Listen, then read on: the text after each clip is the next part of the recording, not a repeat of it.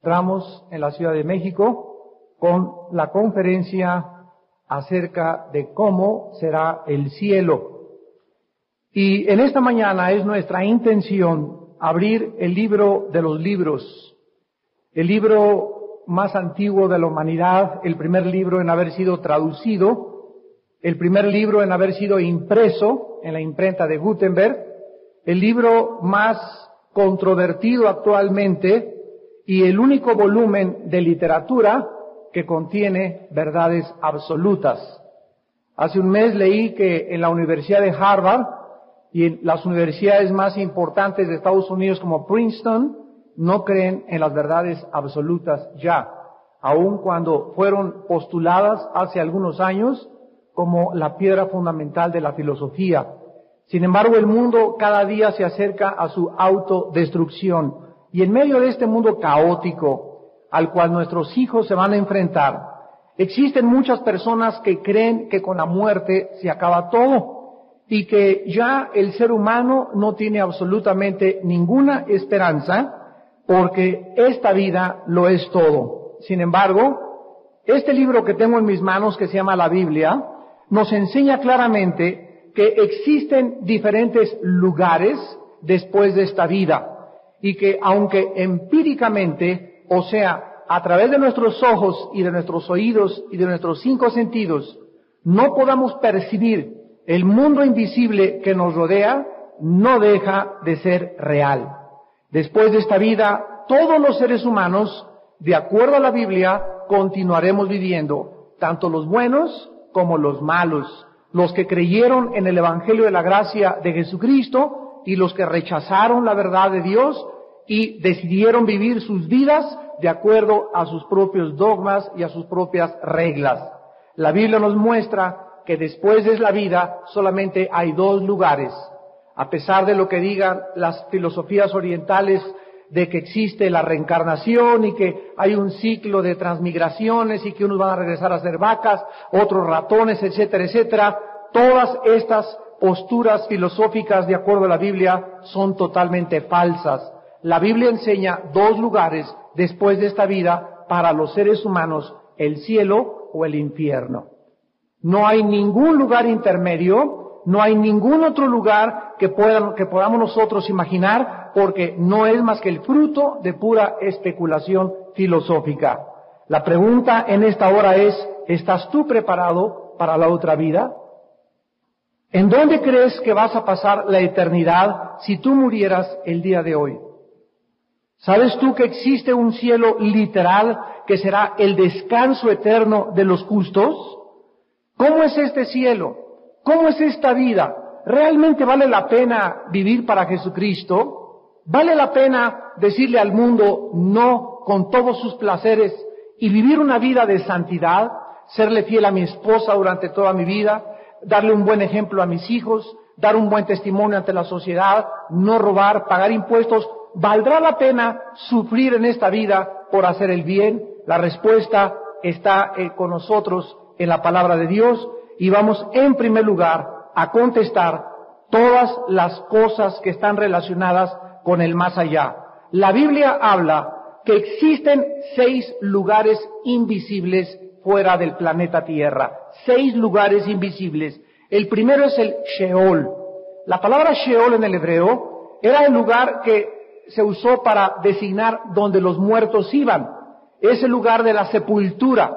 Y en el Antiguo Testamento, todos los muertos, desde Adán hasta la cruz de Jesucristo, todos los muertos, los buenos y los malos, los creyentes y los no creyentes, descendieron al Sheol que se encontraba en el centro de la tierra.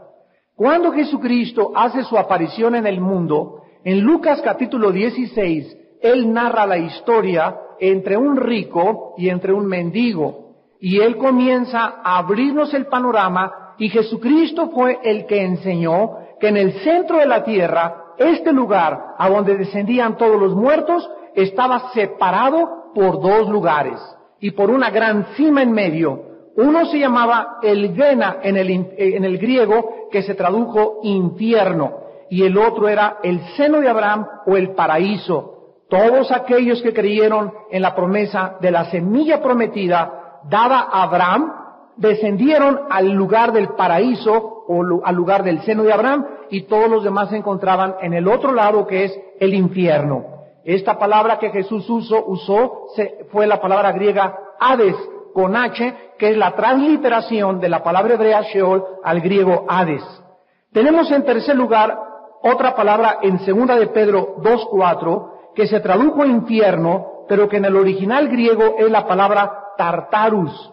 Y dice el apóstol Pedro en su segunda carta, capítulo 2, versículo 4, que Dios no perdonó a los ángeles que pecaron, sino que los arrojó al infierno. Y aquí esta palabra es Tartarus, y es la única vez que aparece en la Biblia. La única vez que aparece, porque este lugar Tartarus es el lugar donde se encuentran los ángeles caídos prisioneros.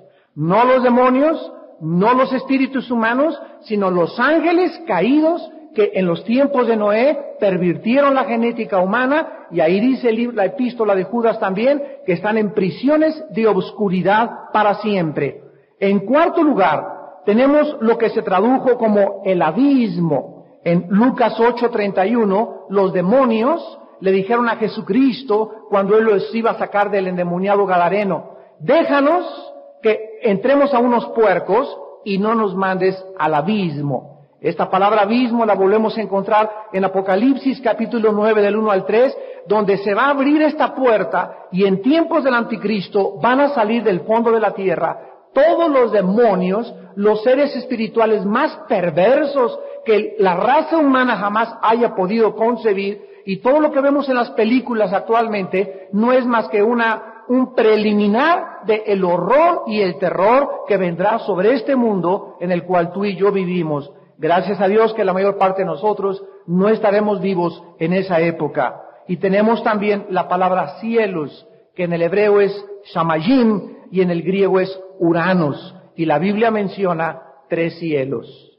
El cielo atmosférico, de la atmósfera hacia abajo; el segundo cielo interestelar, donde están todos los planetas y donde está todo lo que se llama el espacio cósmico, que es el terreno de operación de Satanás y sus ángeles caídos; y en el tercer cielo, 2 de Corintios 12, versículo 2, donde están las habitaciones y los cuarteles generales de Dios. Entonces la Biblia nos muestra claramente que existe un lugar que nosotros no conocemos, descrito por el Espíritu Santo, por la persona de Jesucristo, donde los justos, los que creyeron el Evangelio de Jesucristo, morarán por toda la eternidad. La Biblia nos muestra en Génesis 1:1, Dios hizo los cielos y la tierra en el principio. Aquí ya vemos la palabra en plural, cielos, porque es el primero, el segundo y el tercer cielo. Dios dice en Daniel 4:26 que Él gobierna los cielos. Luego que reconozcan que el cielo gobierna y que todos los habitantes de la tierra son considerados como nada, Él hace según su voluntad en el ejército del cielo y en los habitantes de la tierra, y no hay quien detenga su mano y le diga: ¿qué haces? Damas y caballeros, la Biblia nos enseña que hay un Dios sentado en un trono en el universo, y que nosotros somos como nada delante de Él, y que Él hace en el cielo según su voluntad, y no hay nadie que le pueda decir qué cosa estás haciendo. La Biblia nos muestra también que los cielos pertenecen a Jehová. He aquí de Jehová son los cielos, dice Deuteronomio 10:14, la tierra y los cielos de todas las cosas que hay en ellas. Los cielos son los cielos de Jehová, y ha dado la tierra a los hijos de los hombres. Salmo 115:16. La Biblia dice que en los cielos existen millones de seres espirituales inteligentes, serafines, querubines, ángeles caídos y demonios. Todas estas apariciones que nosotros vemos actualmente en el cielo, que les llaman objetos voladores no identificados, precisamente por eso les llaman no identificados, porque la Biblia sí los identifica desde hace miles de años. No es más que una materialización de la energía satánica. Los ovnis o esos objetos voladores o esos seres que se les aparecen a los seres humanos y que los meten a una nave y que los abren y que hacen experimentos con ellos, no son más que ángeles caídos de acuerdo a la palabra de Dios. Y la relación que existe en todas las personas que existen en la ovniología y los que se dedican a estudiar este fenómeno son personas metidas en el ocultismo, en la brujería, en las ciencias parapsicológicas, en los fenómenos paranormales, porque ellos no conocen lo que la Biblia revela, que están pisando terrenos equivocados. Así pues, la Biblia nos dice que no somos los únicos en la tierra. Claro que hay millones de mundos habitados, pero estos mundos habitados no son de marcianos, ni de jupiterianos, ni tampoco de venusinos, son de seres espirituales del mal, que lo único que quieren es engañarnos a nosotros, desviarnos de la verdad y hacernos creer que algún día van a bajar del cielo y nos van a salvar de un cataclismo cósmico. Sin embargo, la Biblia nos muestra claramente quién se encuentra detrás del fenómeno ovni. Y la Biblia dice también en Jeremías 4:23 que los cielos serán afectados por el juicio de Dios. Miré la tierra y estaba vacía y asolada, y en los cielos ya no había luz. Dice Isaías 13:13, porque haré estremecer los cielos y la tierra se moverá de su lugar, en la indignación de Jehová de los ejércitos y en el día del ardor de su ira. Dice la Biblia que algún día todo lo que no vemos nosotros, este cielo atmosférico, Marte, Júpiter, el orden que existe, el diseño que existe, será conmovido por Dios. Cuando Jesucristo venga aquí a la tierra, las mismas potencias de los cielos, dice Mateo 24, serán conmovidas. Dice la Biblia, en los cielos que nosotros vemos serán cambiados y Dios hará nuevos cielos y nueva tierra donde more la justicia. Damas y caballeros, ¿qué es lo que tú estás percibiendo en esta mañana respecto a la vida que te rodea?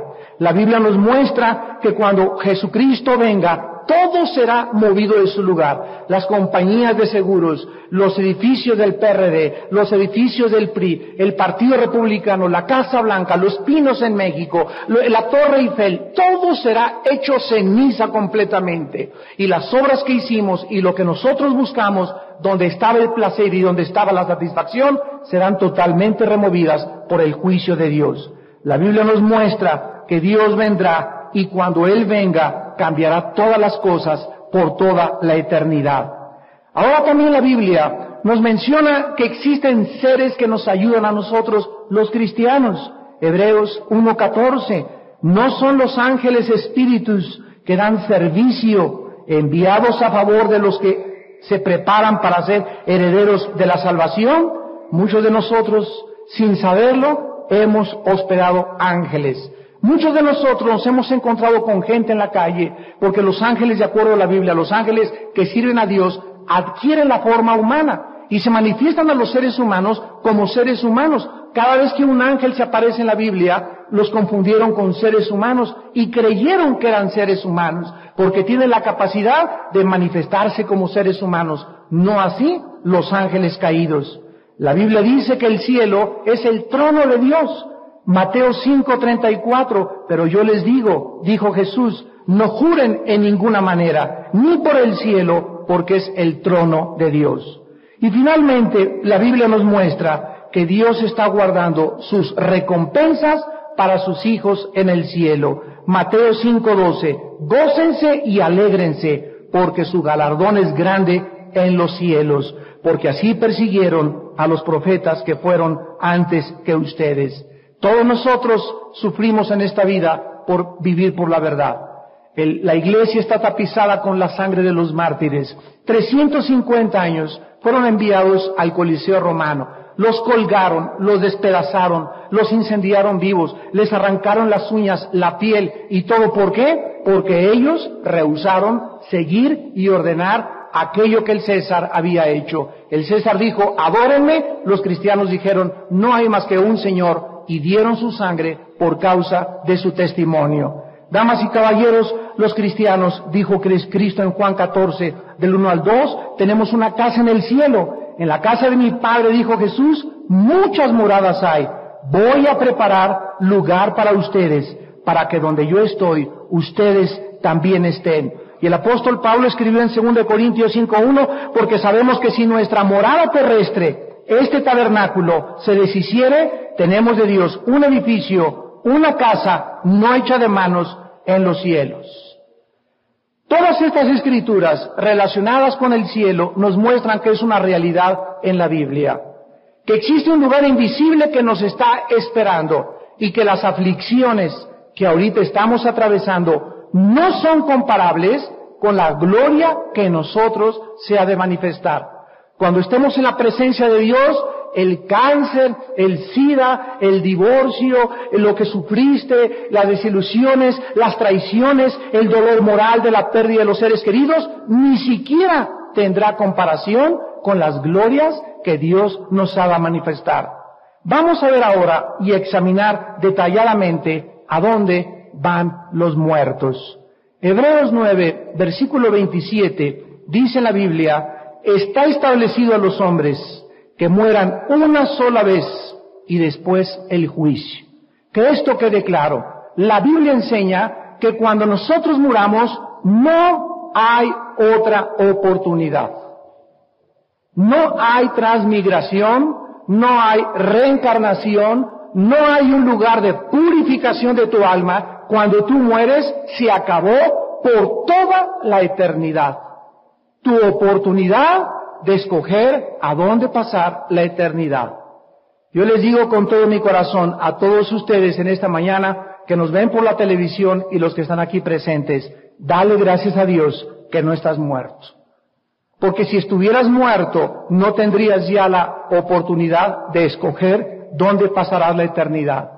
Pero en esta mañana Dios te ha concedido, en su gracia y en su misericordia, la oportunidad de que estés vivo para que tal vez sea en esta mañana cuando tú escojas dónde vas a pasar la eternidad. La Biblia nos muestra, en primer lugar, que antes de Cristo descendían los muertos al Sheol o al Hades, como ya anteriormente lo vimos.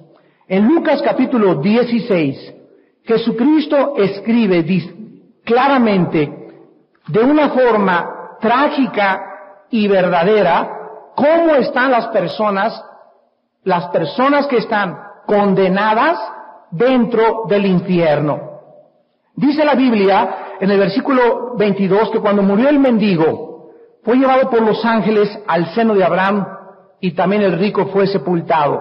Y en el infierno alzó sus ojos estando en tormentos. Jesucristo nos revela que la gente que desciende al infierno, si tú mueres hoy y desciendes al infierno, es un lugar de tormento. No es un lugar inconsciente, no es un estado ilusorio como enseña una secta llamada la ciencia cristiana, o imaginario, es un lugar real.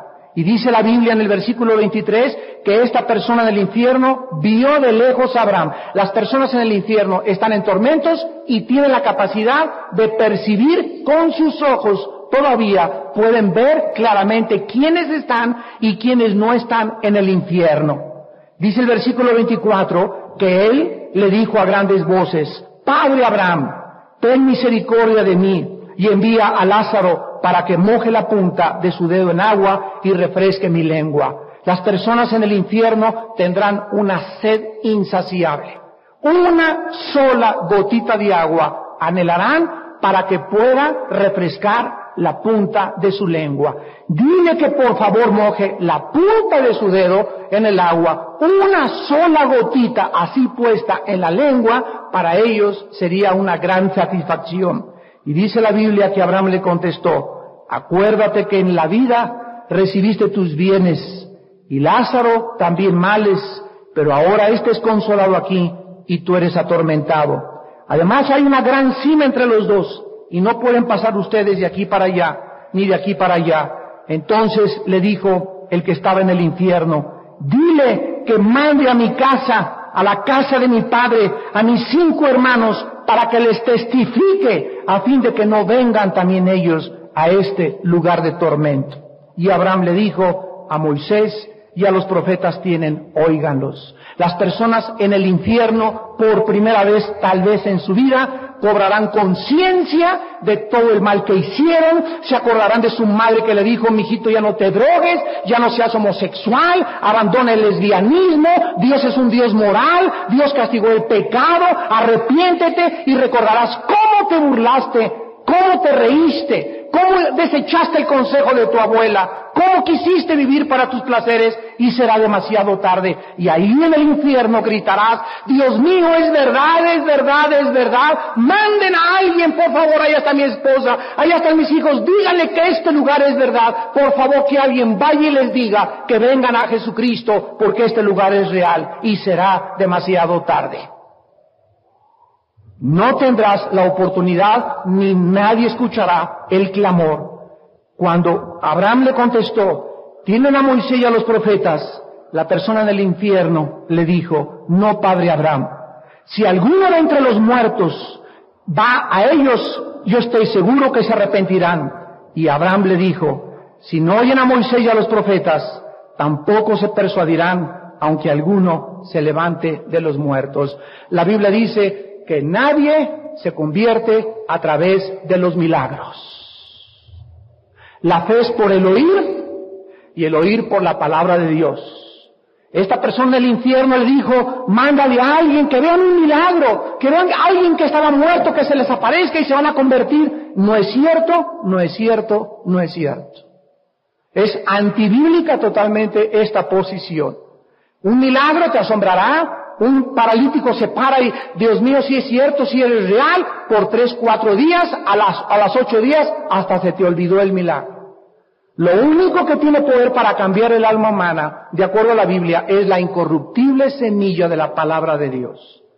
Así pues, a Dios no le agradó que nosotros fuésemos convencidos por los milagros. Los milagros simplemente es una manifestación del poder de Dios y de la misericordia de Dios.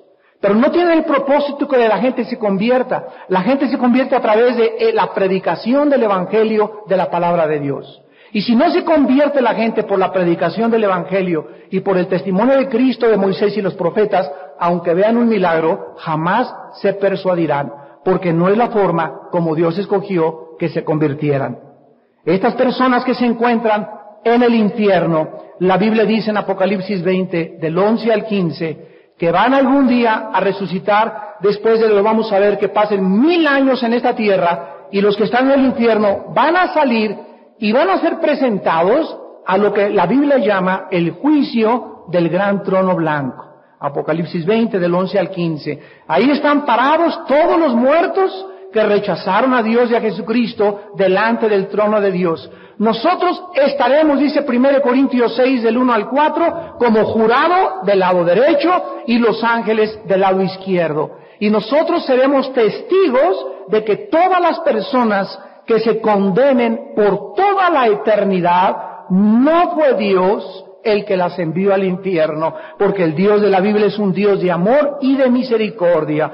Simplemente todas esas personas que se condenen van a escuchar la voz que diga de Dios, hágase según su voluntad. Están ahí porque ellos escogieron en esta vida estar ahí. Se van a condenar porque en esta vida decidieron que no querían ser santos y se iban a aburrir en el cielo con todos los santos. Y otras personas podrán decir, hágase en el cielo tu voluntad, Señor, los que estemos en la presencia de Dios. Así pues, si tú te condenas, no es Dios el que te condenó, no es Dios el que te envió, fue la decisión, el ejercicio de tu libre albedrío. Tú no eres un chango, ni yo tampoco. Ni siquiera venimos de una selección natural, como enseña el evolucionismo, sino somos la creación directa de un Dios que nos creó a su imagen y semejanza. Y Dios nos creó como seres responsables morales. Si hay una moral, si hay un bien y hay un mal, tiene que haber un legislador, un dador de esa ley. Y ese es el Dios de la Biblia. Y Él nos demanda y nos exige que nos sometamos a sus reglas. Que no podemos hacer los seres humanos nuestras reglas y decir esto es bueno y esto es malo. Para mí el homosexualismo es un estilo de vida. Para mí el fumar de marihuana es bueno, para ti es malo. No es de nosotros el decidir. Él es el que establece las reglas de la moral. Porque Él es el dador y legislador de la moral. Si no tuviésemos la Biblia, cada quien haría lo que quisiera. y viviríamos en una anarquía total, creyendo que unos están bien y otros mal, sin tener un parámetro que pudiera juzgar nuestras acciones. Pero la Biblia, gracias a Dios, que es la palabra de Dios, y los cielos pasarán, pero la Biblia permanecerá, nos dice exactamente lo que Dios demanda de nosotros. La Biblia nos muestra que aquellas personas que agraden a Dios serán transportadas inmediatamente, en el momento que tú mueras, a la presencia de Dios. Hay una doctrina que enseña que se duerme después de la muerte. Esta doctrina es una herejía, porque lo que duerme es el cuerpo, no el alma ni el espíritu.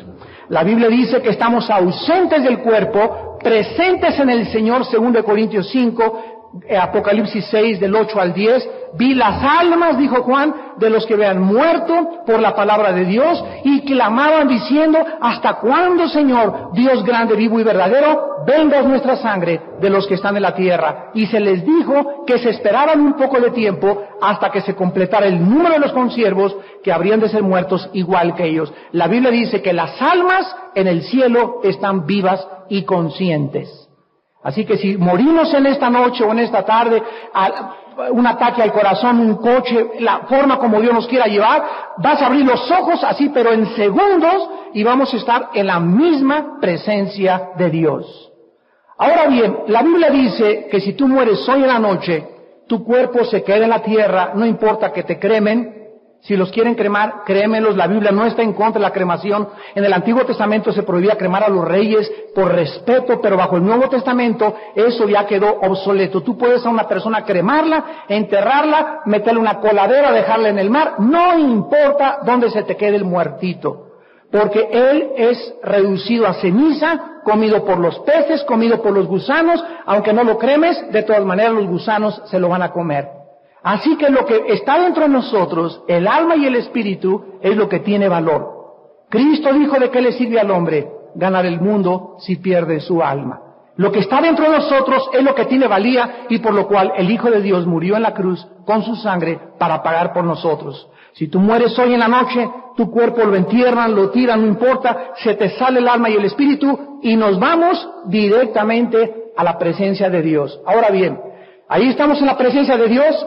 Aquí todavía sigue en la tierra, y dice la Biblia que va a venir Jesucristo a la tierra, y cuando Él venga, Jesucristo, a la tierra, tu cuerpo va a levantarse y va a venir tu espíritu y tu alma en el cielo. Primera de Tesalonicenses 4, 16 y 17, y se va a unir en el cielo con tu alma y con tu espíritu. Así estaremos para siempre con el Señor. Los que estemos vivos, cuando venga Jesucristo, seremos transformados. En un abrir y cerrar de ojos, en una milésima de segundo, volteará el marido y no va a ver a su esposa, o la esposa no verá a su marido, o los hijos desaparecerán, los aviones se estrellarán porque los pilotos desaparecieron, habrá un caos, las carreteras, choferes de camiones se fueron a la barranca, niños recién nacidos desaparecieron de los hospitales, y el mundo no sabrá cómo explicar la desaparición de millones de seres humanos. ¿Saben lo que van a decir? Se los llevaron los ovnis, o vinieron los extraterrestres. Sin embargo, la Biblia nos muestra que cuando Jesucristo venga, antes de que el anticristo comience ya a acabar con el mundo entero, veremos nosotros y bajaremos a este mundo y vamos a reinar en este mundo que nos rodea. Nosotros, los que hemos puesto nuestra confianza en la sangre derramada del Hijo de Dios en la cruz del Calvario, y viviremos y reinaremos eternamente con Él. Vean ustedes en el libro de Apocalipsis, capítulo 21, la forma como la Biblia relata el estilo de vida que tendremos en la tierra y qué características tienen esa ciudad que se llama la Nueva Jerusalén, que estará aquí en el mundo, donde nosotros entraremos a habitar. Dice Apocalipsis 21, versículo 11, me llevó en el espíritu a un monte grande y alto, y me mostró la gran ciudad santa de Jerusalén, que descendía del cielo de Dios. Aquí nos damos cuenta que esta ciudad se compara con una piedra preciosísima de jaspe. Va a ser algo absolutamente indescriptible. En el versículo 14 dice, el muro de la ciudad tenía 12 cimientos y sobre ellos los nombres de los 12 apóstoles del Cordero. Tendrá 12 cimientos y los cimientos serán, como dice Efesios 12, los apóstoles son el cimiento, la base y el fundamento de la iglesia, y Jesucristo es la piedra angular. Versículo 16, la ciudad se halla establecida en un cuadro. Su longitud es igual a su anchura, y él midió la ciudad con la caña 12,000 estadios. La longitud, la altura, la anchura de ella son iguales. La longitud es equivalente a 12,000 estadios, que significan 2,400 kilómetros. 2,400 kilómetros es el largo de la ciudad de la Nueva Jerusalén. Esto es, va a caber entre Nueva York, de Nueva York a Denver, Colorado, o de Canadá a Florida. Ahí hay 2,400 kilómetros, de Nueva York a Denver, Colorado, o de Canadá. 40 billones de personas solo en el primer piso. 40 billones de personas en el primer piso. Actualmente somos 6 billones de personas, o 6,000 millones de habitantes. Estamos hablando nosotros, ¿verdad?, de casi 7 veces más la población que se encuentra actualmente en el mundo. Dice el versículo 22, y no vi en ella templo, porque el Señor, Dios Todopoderoso, es el templo de ella y el Cordero. Ya no habrá sol, ya no habrá luna, no habrá templos, no habrá electricidad, no habrá energía eléctrica, porque la misma presencia de Dios será la luz del universo entero. Dice el versículo 25, y sus puertas nunca serán cerradas de día, pues no habrá noche, y llevarán la gloria y la honra de las naciones a ella. No entrará en ella ninguna cosa inmunda o que hace abominación y mentira, sino solamente los que están inscritos en el libro de la vida del Cordero. No habrá ya noche, no habrá necesidad de descansar 8 horas. Si tú tienes 50 años de edad, has pasado la tercera parte de tu vida dormido. Porque el día tiene, ¿verdad?, 24 horas y todos los días dormimos 8 horas. Fíjense ustedes, la tercera parte de tu vida dormido. Y cuando estabas despierto, lo único que leías era el Calimán y el Ovaciones. Y no te perdías 1 o 2 telenovelas. Y si tú sumas y juntas toda tu vida, el día que estemos en la presencia de Dios, Dios nos va a pedir cuentas. ¿Qué hiciste con el tiempo? Cuando ibas en el metro, ¿qué leías? Cuando estabas en el banco en la cola, estabas nomás perdiendo el tiempo, o siempre traes tu Biblia de bolsillo para que en cualquier oportunidad tú la saques y la estés meditando, porque lo único que nos vamos a llevar al cielo es la palabra de Dios.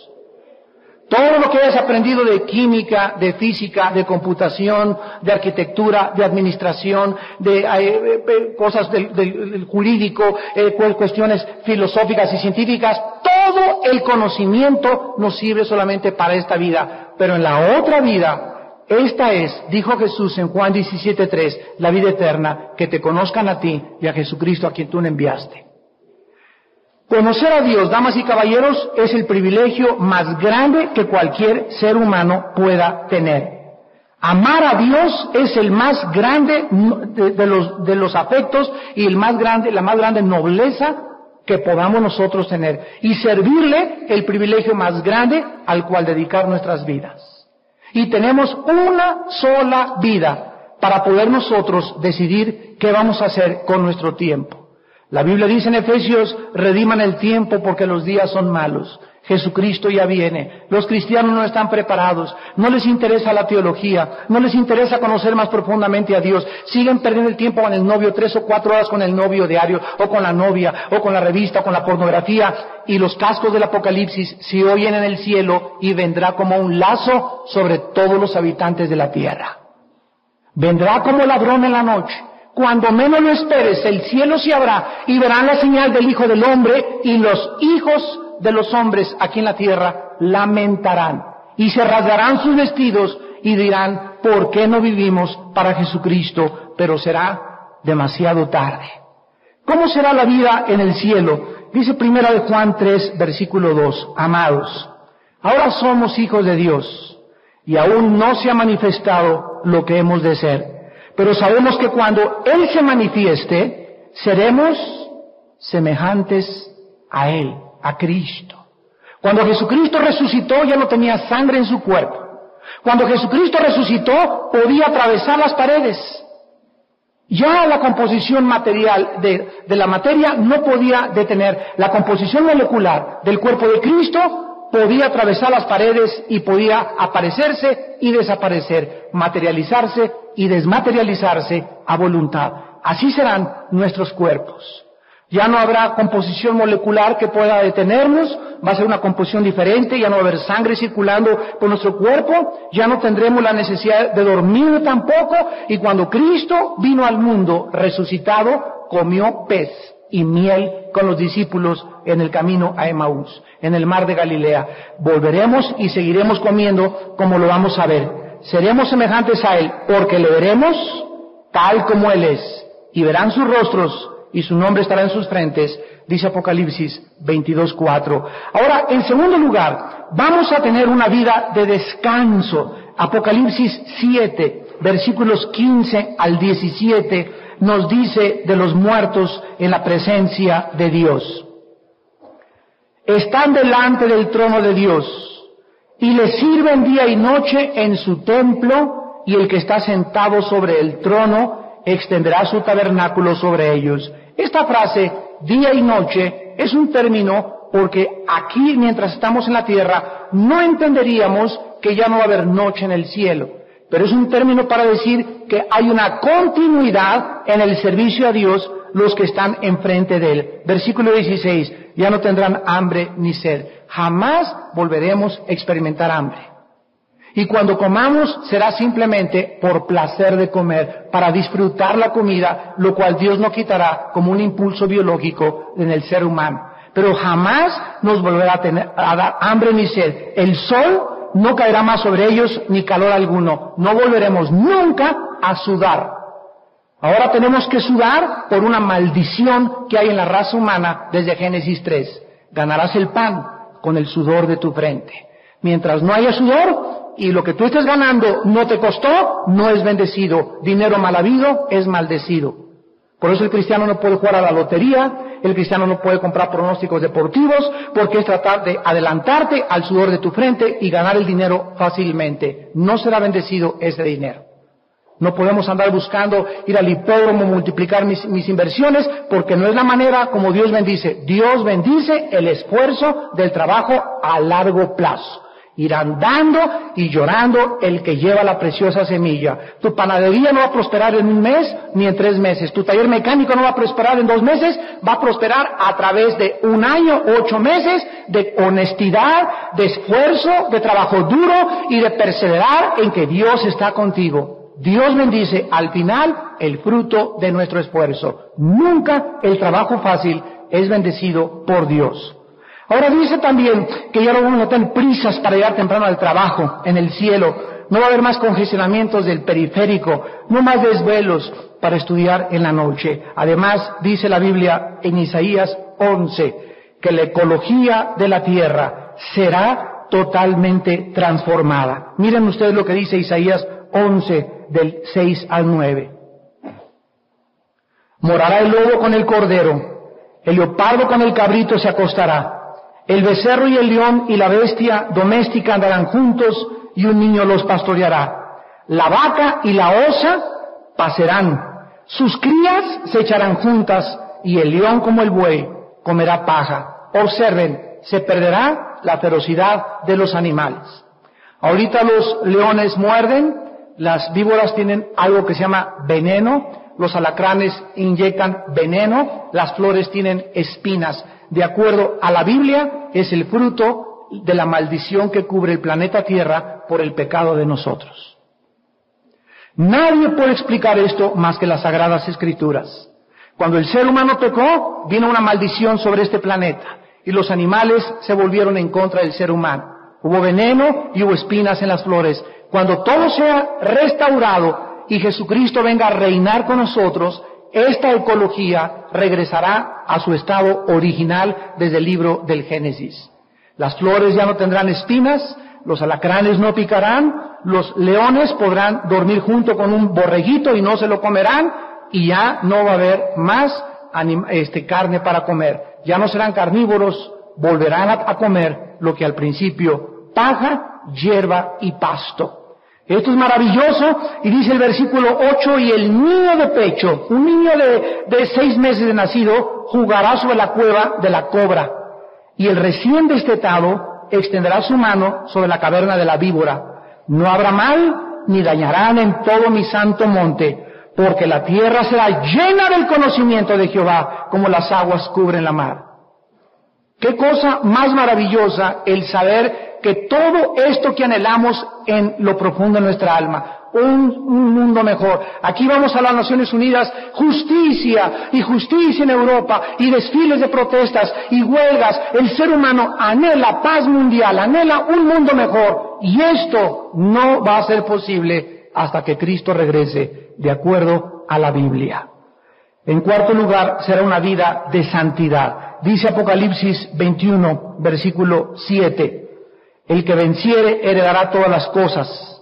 Yo seré su Dios, y él será mi hijo. Apocalipsis 21:4. Enjugará Dios toda lágrima de los ojos de ellos. Y ya no habrá muerte, ni habrá más llanto, ni clamor, ni dolor, porque las primeras cosas pasaron. Jamás volveremos a llorar. Jamás volveremos a lamentarnos. Jamás volverás mi hija, no llega, son las 11 de la noche. Jamás necesitarás un tequila, un chocho. Jamás volveremos a experimentar opresión, ni angustia, ni temor, porque todas las cosas serán transformadas. Damas y caballeros, Dios viene a cambiar el mundo, nuestras vidas, y te quiere preparar en esta mañana para este nuevo mundo, este reino que algún día nosotros vamos a experimentar. Y finalmente dice en Isaías 2, versículos del 2 al 4, que vamos a continuar siendo enseñados por Jesucristo. Que si creemos que cuando lleguemos al cielo vamos a ser como Dios, nos equivocamos.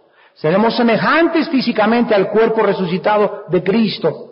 Pero el día que alguna criatura en el universo sea igual a Dios, o tenga el conocimiento omnisciente de Dios, habría 2 dioses. Y la Biblia dice que no hay más que el Padre, el Hijo y el Espíritu de Dios. Así que si en este mundo nuestro conocimiento es limitado y no entiendes qué pasa en el Triángulo de las Bermudas, ¿por qué permitió Dios el mal? ¿Por qué permitió Dios esto? ¿Por qué se murió tu hijo de 4 años? Y todas estas respuestas que en tu mente finita y limitada no pueden encontrar una respuesta, la encontrarás en la otra vida, en la presencia de Dios. Dice Isaías 2, versículo del 2 al 4, acontecerá en los postreros de los tiempos que será confirmado el monte de la casa de Jehová como cabeza de los montes, y será exaltado sobre los collados, y correrán a él todas las naciones. Y vendrán muchos pueblos y dirán: vengan y subamos al monte de Jehová, a la casa del Dios de Jacob, y nos enseñará sus caminos, y caminaremos por sus sendas, porque de Sión saldrá la ley, y de Jerusalén la palabra de Jehová. Juzgará entre las naciones, y reprenderá muchos pueblos. Volverán sus espadas en rejas de arado, sus lanzas en hoces. No alzará espada nación contra nación, ni se adiestrarán más para la guerra. Isaías 2:4 se encuentra a la entrada del edificio de las Naciones Unidas en Nueva York. Cuando tú vayas a la ciudad de Nueva York y visites el edificio de las Naciones Unidas, ahí se encuentra grabado en una piedra grandísimo Isaías 2:4. Volverán sus espadas en rejas de arado, no se alzará espada nación contra nación, ni se adiestrarán para la guerra. Las mismas Naciones Unidas, formadas en 1948, dan testimonio de que las naciones buscan la paz, y no va a haber paz hasta que Cristo regrese a reinar en este mundo. Y finalmente el profeta Isaías en el capítulo 65 termina diciéndonos cómo será la otra vida. Versículo 17 al 25. Isaías 65 del 17 al 25. Porque aquí dice el Señor: yo crearé nuevos cielos y nueva tierra, y de lo primero no habrá memoria, ni más vendrá el pensamiento. Cuando estemos en la otra vida, nuestro cassette mental se va a borrar. Tú no puedes estar en el cielo y decir, no veo a mi abuelita, mi padre no está aquí tampoco conmigo, o mi primo, o mi mamacita, o mi esposo no está conmigo, porque si estuviéramos allá añorando y extrañando a alguien que no está con nosotros, no podríamos tener un gozo inefable y perpetuo. Entonces va a cambiar nuestra condición mental. Cuando Jesucristo vino a la tierra, estaba enseñándole a los discípulos y se acercaron y le tocaron la puerta. Y estaba con los discípulos y entonces Él no salió a contestar la puerta. Observen, Él mandó a alguien a que contestara la puerta porque Él le daba prioridad al discipulado. Y entonces encontró el que contestó la puerta, que era su mamá. Y eran sus hermanos en la carne, los hijos que María tuvo después de que Él nació, como cualquier madre. Y le dijeron, tu madre y tus hermanos te buscan. Y Jesucristo no salió, sino que se volvió y les dijo a los discípulos, mi madre y mis hermanos son los que hacen la voluntad de mi Padre y la obedecen. Cuando estaba en la cruz del Calvario, Jesucristo tenía al pie a su madre, la Santa María, y tenía a Juan el discípulo, le dijo desde la cruz, no le dijo mamá, le dijo mujer, ahí está tu hijo. Juan no era su hijo, pero le estaba diciendo, María, este es tu hijo, y a Juan le dijo, Juan, ahí está tu madre. Él desde la cruz formó la familia espiritual. Si tu hermano ahorita en la carne, el hijo de tu misma mamá y papá, no se convierte, hay otros hermanos en Cristo que vas a encontrar que los vas a ver en el cielo. Mi mamá, gracias a Dios, se convirtió, ¿verdad?, de 75 años de edad y todavía vive. Mi padre murió en 1970, no sé dónde esté, ni me preocupa porque Dios es sabio para saber dónde va a estar. Y no voy a estar diciendo estará en el cielo, estará en el infierno, yo no sé, no soy Dios. Sé que mi mamá la vamos a volver a ver y si no veo a mi papá, no lo vamos a extrañar porque será diferente la atracción en el cielo. De las primeras cosas no vendrá más al pensamiento. Dice el versículo 18, se gozarán y se alegrarán para siempre en las cosas que yo he creado, porque traigo a Jerusalén alegría y a su pueblo gozo. Me alegraré con Jerusalén y me gozaré con mi pueblo, y nunca más se oirá en ella voz de lloro ni voz de clamor. No habrá más allí niño que muera de pocos días, ni viejo que sus días no cumpla, porque el niño morirá de 100 años y el pecador de 100 años será maldito. O sea que en el tiempo que vivamos aquí en la tierra, un niño de 100 años es un niño. Imagínense ustedes, es comparable a un año de edad, porque viviremos otra vez 1000 años, 2000 años, no sé cuántos años en esta tierra hasta que sean cambiadas todas las cosas y entrar a la nueva Jerusalén. Dice el versículo 21 que vamos a edificar casas. Cuando estemos aquí habitando en este planeta regenerado y restaurado ecológicamente, vamos a seguir trabajando con la diferencia de que no vamos a sudar. Adán, antes de pecar, Génesis 2, estaba trabajando en el huerto. Y Dios lo puso para cuidar el huerto y para trabajar, pero sin el pecado no era un esfuerzo, la tierra no le brindaba resistencia. El pecado es lo que ha hecho que la tierra nos brinde resistencia y tengamos que sudar. Pero en la otra vida seguiremos trabajando porque es una bendición trabajar. Y además dice que vamos a edificar cada quien nuestra propia casa. Vamos a plantar viñas, versículo 21, y vamos a comer el fruto de ellas. Habrá duraznos, mangos, pero sin gusanos. Habrá manzanas, papayas, jícamas y frutas y seguiremos comiendo. Dice el versículo 22, no edificarán para que otro habite, ni plantarán para que otro coma. No habrá celos, qué bonita casa tiene, no hay nada, no habrá envidias, no habrá avaricia, no voy a querer quitarle ese coche a ese hermano, ni a esa hermana, porque no habrá estos sentimientos para nunca jamás. Los días de los árboles serán los días de mi pueblo, y mis escogidos disfrutarán la obra de sus manos. ¿Cuántos de nosotros nos vamos a Acapulco? Y ahí estamos el domingo a la tarde, a las 5 de la tarde en pie de la cuesta, con tu cocote, tu agua fresca de limón y el sol, y todos ahí en la hamaca decimos que venga el rapto ahorita.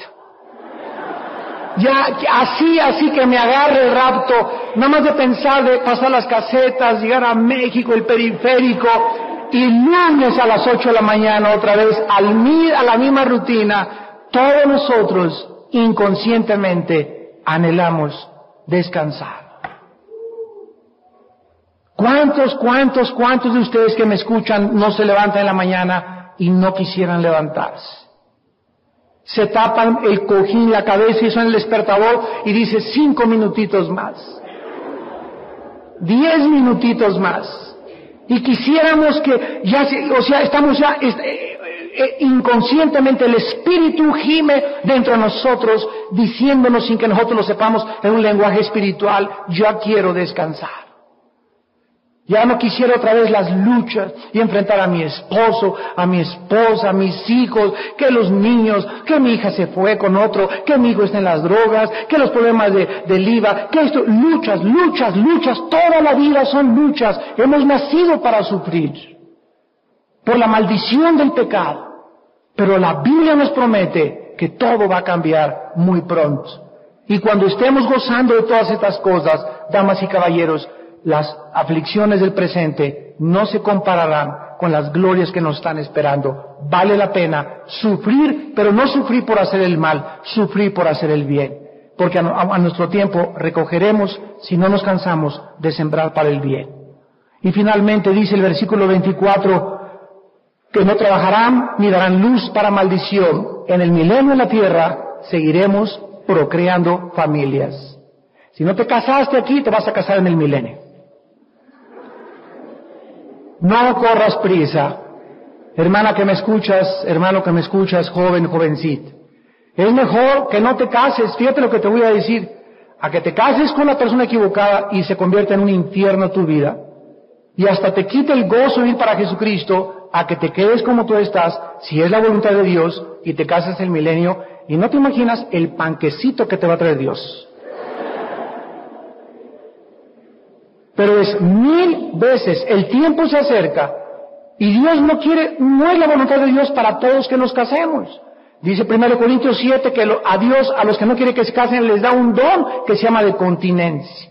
Si no tienes ese don, pues cásate, ¿verdad? Tú lo vas a saber, pero no te cases con la persona equivocada. En el milenio seguiremos procreando. Va a haber relaciones sexuales, pero sin la lascivia, ni tampoco la maldad con la que el sexo se lleva a cabo actualmente en nuestra vida. Será algo puro y transparente, como Dios lo deseó desde el principio de la creación. Darán a luz y ya no para maldición, porque son linaje, dice el versículo 23, de los benditos de Jehová, y sus descendientes con ellos. Si tú mueres y tus hijos se convirtieron, los que se convirtieron, o tu esposo, volverán a vivir en el milenio y serán la misma familia. Y los tendrás con ellos. Ya veremos a Joaquín Capilla echándose clavados en el mar de Galilea. Y podremos ver a miles de personas a nuestro alrededor, y va a ser saltaremos a los montes, no habrá espinas, podemos caminar descalzos, no habrá celos uno con el otro, ni que el otro se mete con la esposa del otro, nada de estas cosas sucederá ya. Será ese mundo feliz que los escritores como Julio Verne, como Leonardo da Vinci, como grandes pensadores han tratado de imaginarse, porque Dios puso dentro del ser humano la eternidad. Y todos, creyentes y no creyentes, anhelamos un mundo mejor. Y dice el versículo 24, antes que clamen, responderé. Mientras aún hablan, yo habré oído. El lobo y el cordero serán apacentados juntos, el león comerá paja como el buey, y el polvo será el alimento de la serpiente. No afligirán ni harán mal en todo mi santo monte, ha dicho Jehová, el autor de la Biblia.